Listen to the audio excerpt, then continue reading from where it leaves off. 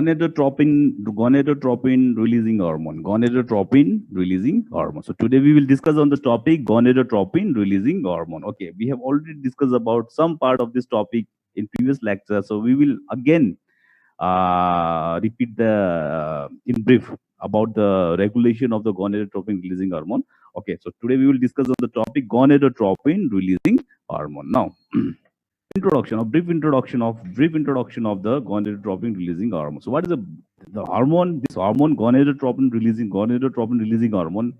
This hormone is also secreted from the hypothalamus. Okay, so this hormone is also secreted from the hypothalamus. Okay, gonadotropin releasing hormone, and it's a decapeptide glycoprotein. It's a decapeptide glycoprotein. It's a brief introduction of the gonadotropin releasing hormone. It's secreted from the neurons in the hypothalamus and the decapeptide. They are the decapeptide glycoprotein. We have already discussed about this regulation of the secretion of the gonadotropin releasing hormone from the hypothalamus. So we will repeat it again in brief. Okay, we will repeat it again in brief. So initially, from where the gonadotropin releasing hormone,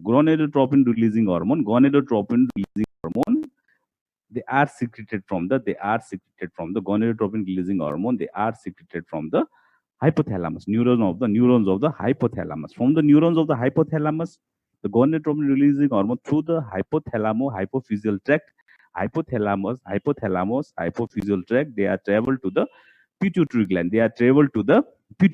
Okay, so anterior lobe of the pituitary gland. So in the anterior lobe of the pituitary glands, gonadotrope cells are present. Gonadotrope cells are present in anterior lobe of the pituitary gland. Gonadotrope cells are present. Now the plasma membrane of the gonadotrope cells,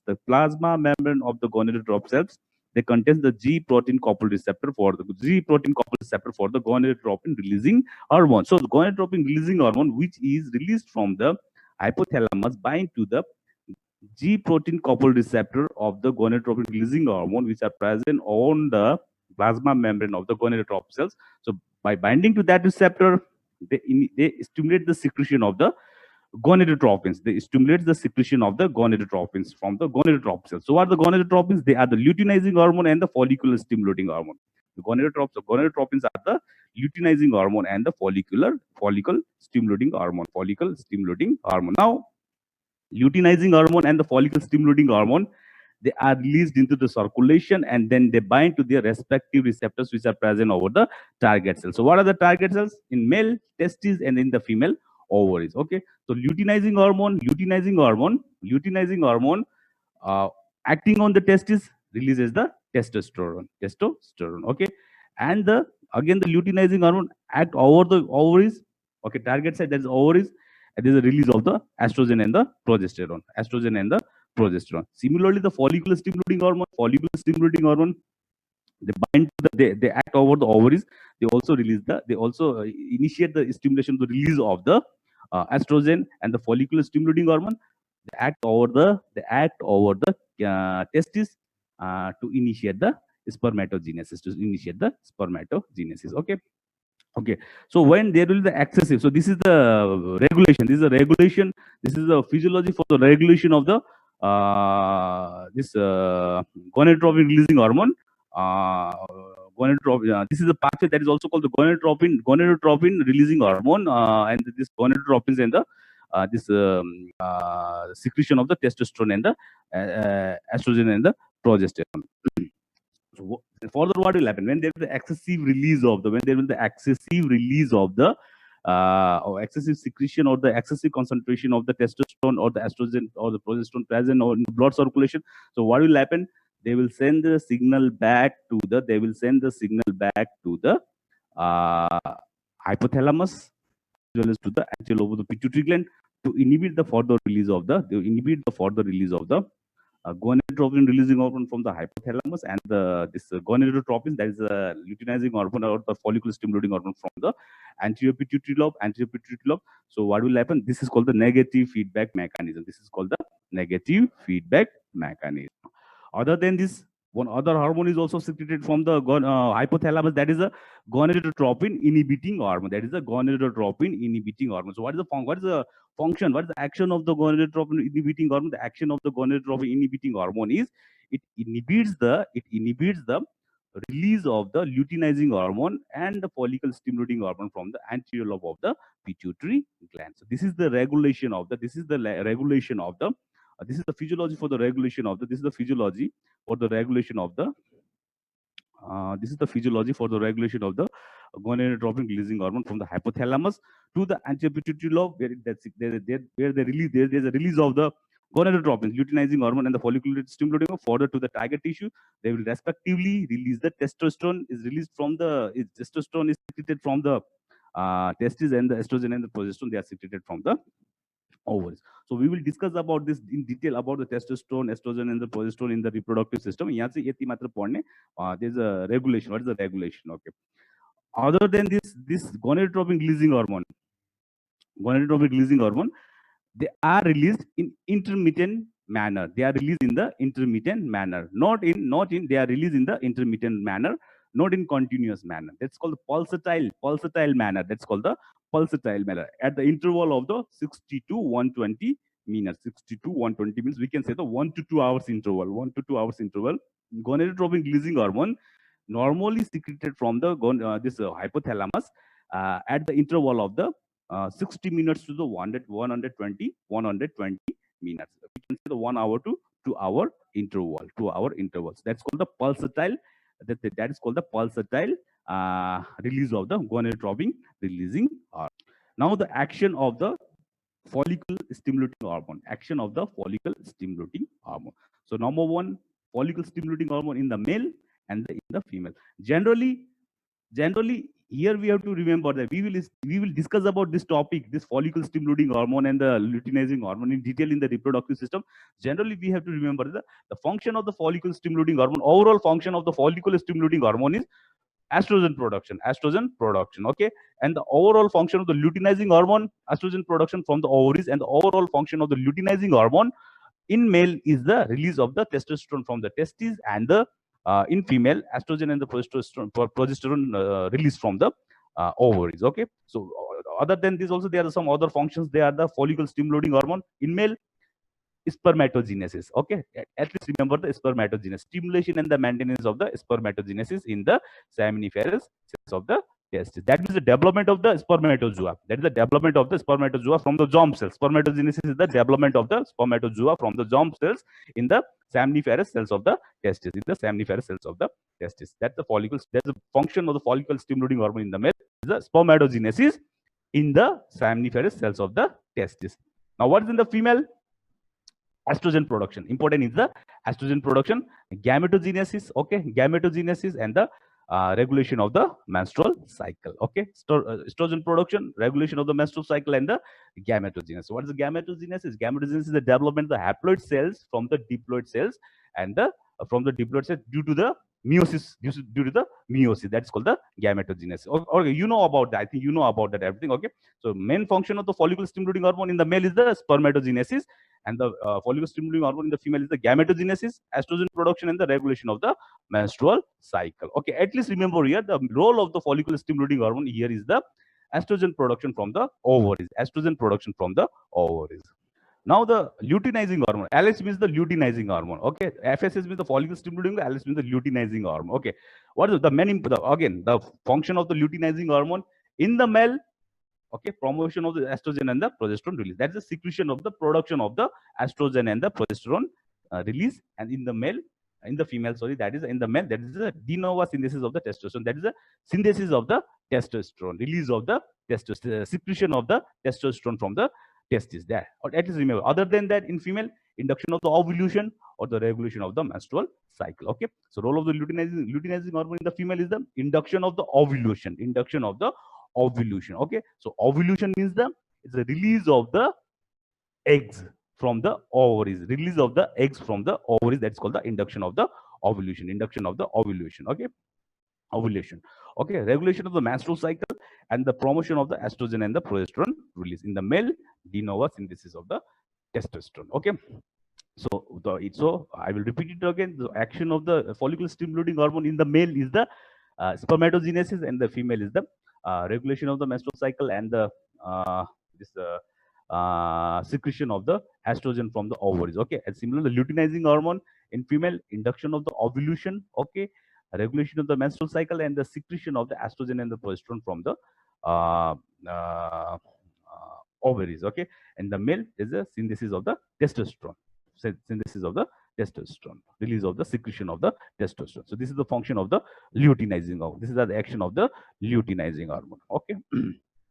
Okay, other than this interstitial cell stimulating hormone, okay, other than this gonadotropins from the luteinizing hormone and the follicular stimulating hormone, interstitial cell stimulating hormone is also released from the anterior lobe of the pituitary gland. Okay, so what is the function of the interstitial cell stimulating hormone in the male? That is the biosynthesis of the androgen and the testosterone by interstitial cells of the testis. That's called the Leydig cells. That's called the Leydig cells. Okay, so at least remember anatomy. So you will discuss about this in detail about the anatomy. So interstitial cell stimulating hormone, the main role of this interstitial cell stimulating hormone in the male is the biosynthesis of the androgen and the testosterone. Okay, that is where it happens in the interstitial cells of the testis, in the interstitial cells of the testis. So you will discuss about this in detail in your physiology and the anatomy. Okay, at least remember here that is the follicular stimulating hormone.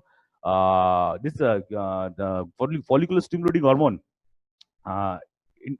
stimulates the release of the estrogen. Okay, and the luteinizing hormone stimulates the release of the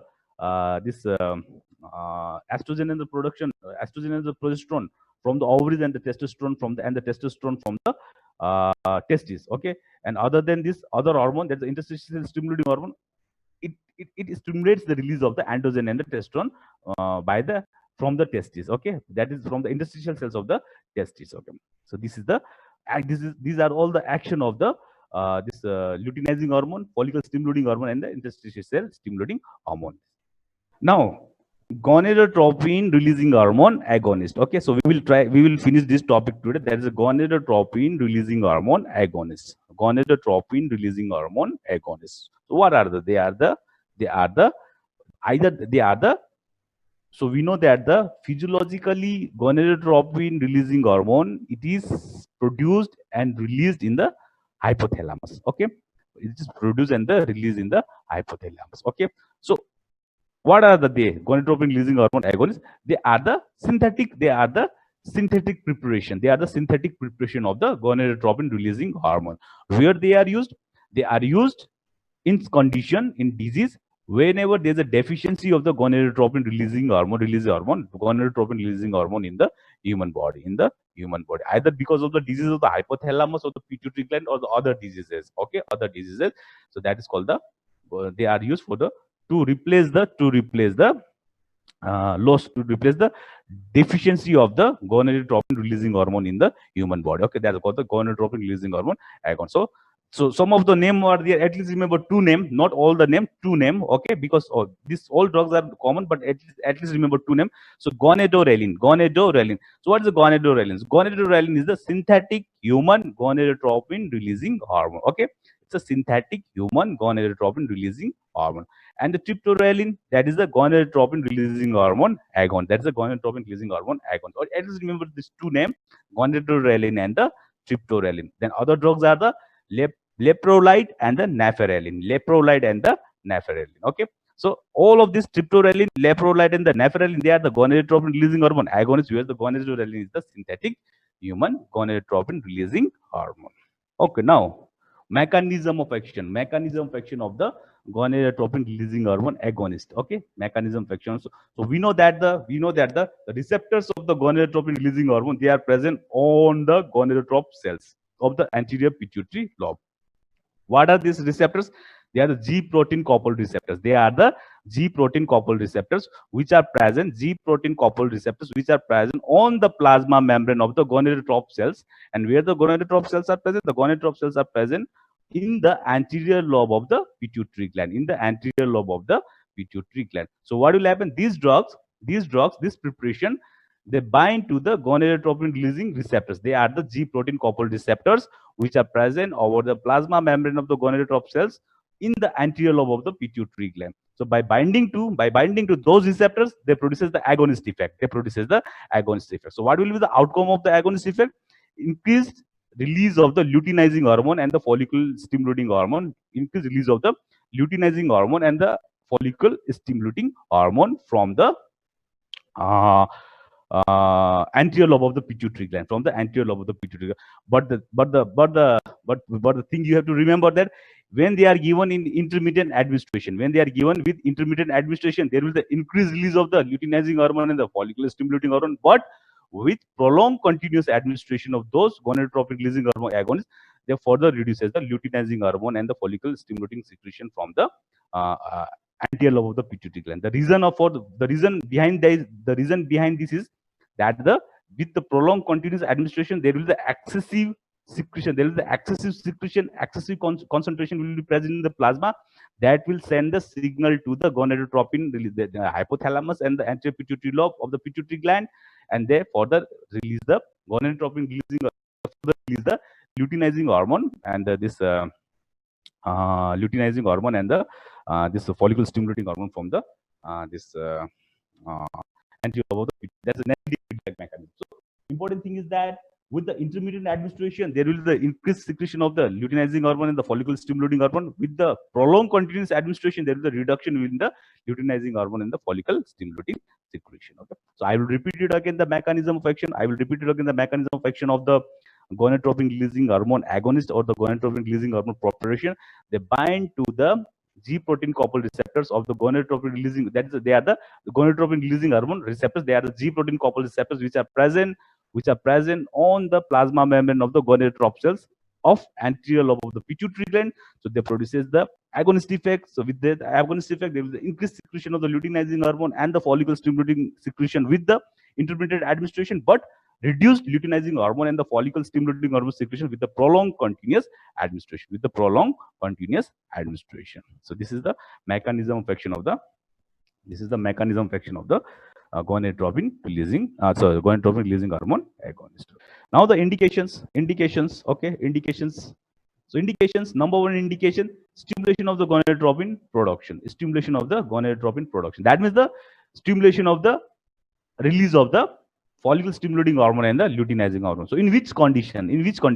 Condition where there is the decreased release of the luteinizing hormone and the follicle stimulating. The conditions are the female infertility and the male infertility. The conditions are the female infertility and the male infertility. In female infertility and the male infertility, what will happen? There's a decreased release of the gonadotropin, that is a luteinizing hormone and the follicle stimulating hormone. So for that condition, we need to give this drug. These drugs can be given for the stimulation of the gonadotropin production in pulsatile administration. That is the intermittent administration, not the continuous administration, but the intermittent administration. Okay. So with intermittent administration, there will be the increased release of the luteinizing hormone and the follicle stimulating hormone. In the female infertility, okay, in the female infertility, the drugs can be given are the gonadorelin, that's a synthetic human gonadotropin preparation, and the gonadotropin releasing hormone agonists. Okay, they initiate the luteinizing source. Hormone source and the ovulation of the induction of the ovulation. That means in female infertility, how this gonadotropin, this luteinizing hormone and the follicle stimulating hormone are the helpful. They initiate the luteinizing hormone source. So what is the luteinizing hormone source? Luteinizing hormone source is the excessive release of the estrogen. It's called the luteinizing hormone source. Okay, and the ovulation of the induction. Okay, forget about that. We will discuss about that in detail in the reproductive system. At least only remember here in the female infertility, to stimulate the gonadotropin production in pulsatile administration. Similarly, the male infertility. With the one of the cause for the male infertility is the hypothalamic hypogonadotropic hypogonadism. Okay, hypothalamic hypogonadotropic hypogonadism. That means the disease of the hypothalamus, or because of the disease of the anterior lobe of the pituitary gland, there will be the reduction in the release of the gonadotropin releasing hormone from the hypothalamus, and the this gonadotropin, that the luteinizing hormone and the follicle stimulating hormone from the anterior lobe of the pituitary gland. So to initiate the release of the gonadotropin releasing hormone from that, and initiate the release of the luteinizing hormone and the follicle stimulating hormone from the anterior pituitary lobe, these drugs can be given in that condition, that is called the hypothalamic hypogonadotropic hypogonadism. So the male infertility can be for the treatment of the male fertility. Okay. So in the indication, number one indication is the stimulation of the gonadotropin production in intermittent administration. In which condition? That's a female infertility. The drugs can be given as the gonadotropin and the other gonadotropin releasing hormone agonist. Okay. What they do? They initiate the luteinizing hormone source. Okay. In male infertility with the hypothalamic hypogonadotropic hypogonadism, the drug can be given as the gonadotropin. Okay. Okay. Okay. Suppression of the gonadotropin production of the by the now the certain diseases are there. What happened in those diseases? There is excessive release of the luteinizing hormone and the follicle stimulating hormone. They produces these all diseases. Okay. Some diseases are there, some diseases or disorders are there, reproductive disorders are there, some reproductive disorders are there where there's an excessive release of the luteinizing hormone and the follicle stimulating hormone. So in those conditions, we need to suppress the release of the luteinizing hormone and the follicle stimulating hormone from the anterior lobe of the pituitary gland. How that can be done? That can be done by giving this gonadotropin releasing hormone agonist in continuous manner. Okay. So that's called the suppression of the gonadotropin production by the continuous gonadotropin releasing hormone therapy. So we have already discussed in the mechanism of action.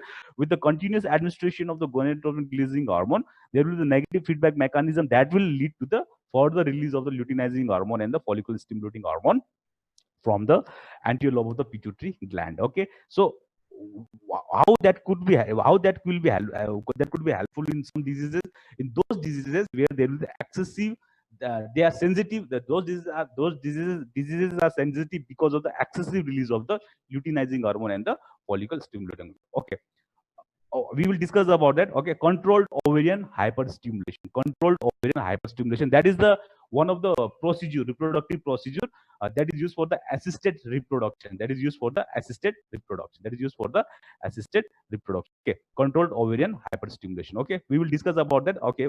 Endometriosis. What is the endometriosis? Endometriosis is a disease of the uterus. It is a disease of the uterus.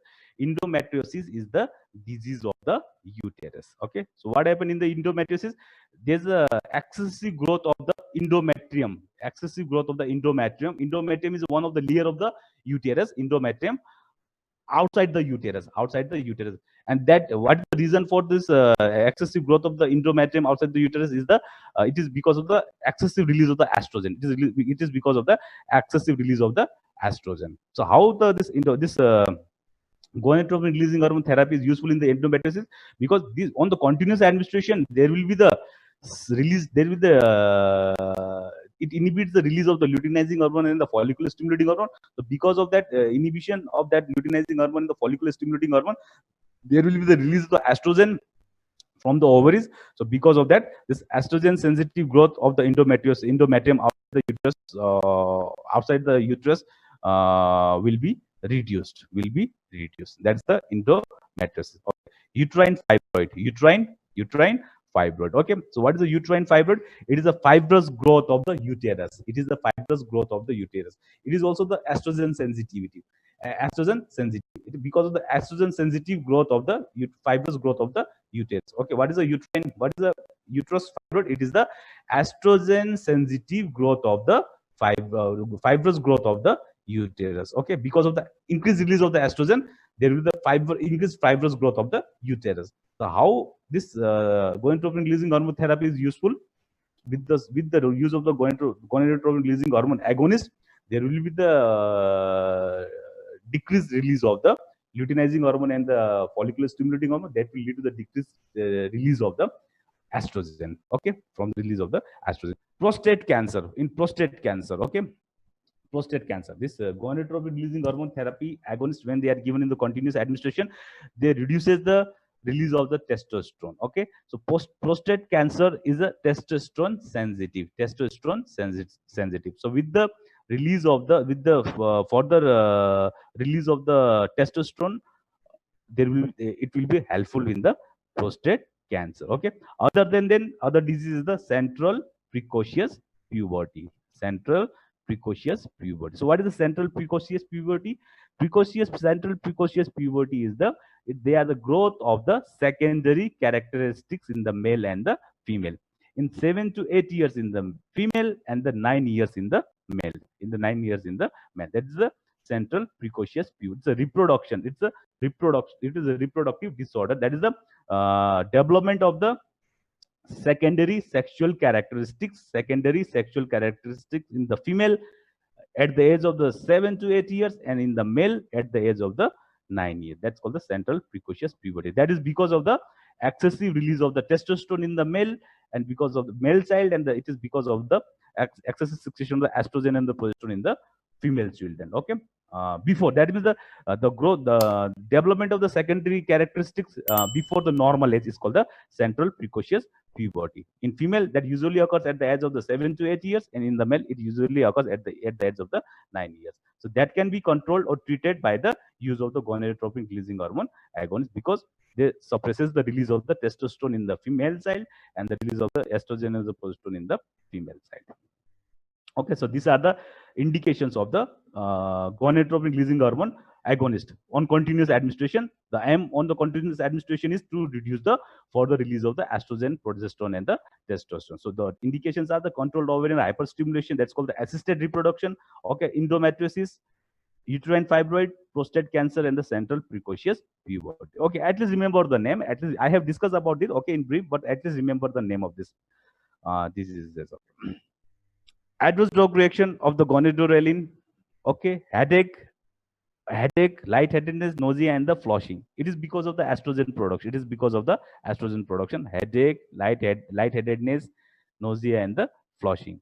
Okay, and local swelling at the subcutaneous injection site. Okay, when they are given by the subcutaneous route at the site of the injection, they produces the local swelling. Okay, leprolide and the neferalin, they may produce the hot flushes, sweats, and the headache. That is because of the estrogen production. That's because of the estrogen and the progesterone production. Okay, I think important is this is not important. Let's remember this local swelling at the site of the injection, and this remember this adverse drug reaction at the headache, lightheadedness, nausea, and the flushing, and the leprolide and the neferalin that produces hot flushes, sweats, and the headache. Okay. Important thing is the indications here. Important thing is the regulation of the release of the regulation of the this physiology of the regulation of the this hormone, gonadotropin-releasing hormone, and the name of the gonadotropin-releasing hormone agonist and their indications. Adverse drug reactions are not important. Okay. Okay. Contraindications: the pregnancy and the lactation. During the pregnancy and the lactation, what will happen? Luteinizing this drug should not be given. This drug should not be given. That is all for today. So in coming classes, we will discuss about the gonadotropin releasing hormone antagonist, gonadotropin releasing hormone antagonist. Okay. So any confusion for today's class? Any confusion? No, sir. No, sir. Okay.